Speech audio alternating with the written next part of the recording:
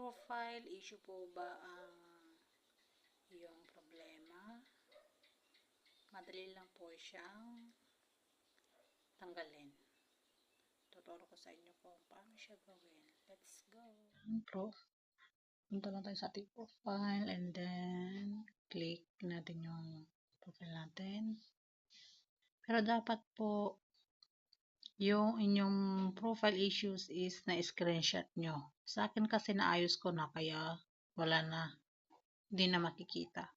Kaya dito. After nyo ma-screenshot yung inyong profile issues sa inyong dashboard, click nyo yung copy link ng inyong profile link.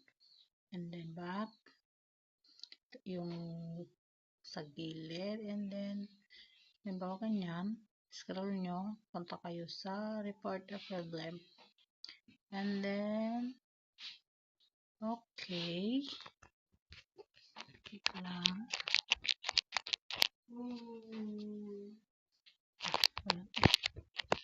Ayun. And then report the problem. Wait lang natin siya. Medyo mabagal yung aking net. Wait lang natin ng konti. Ganyan. Lumabas na yan. Click include.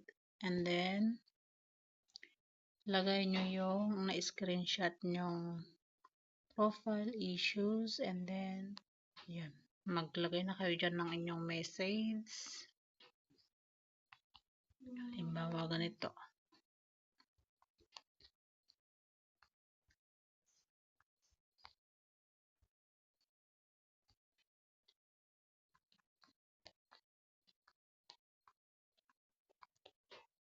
And then space. Ilagay nyo na yung inyong kinapilink. Yan. Ganyan. Tapos maglagay na kayo ng dagdag nyong message na gusto nyong ilagay pa dyan. Pagkatapos nyo po ilagay yung inyong message, click nyo yung yung send. And then wait nyo na lang na mag-respond si Facebook team sa inyo. Pag na-notify po siya, makikita nyo sa inyong sa inyong dashboard or notif. Mag-a-appear siya doon. Sa akin nung ginawa ko yan, mga ilang oras lang tanggal na siya. Nag-back na sa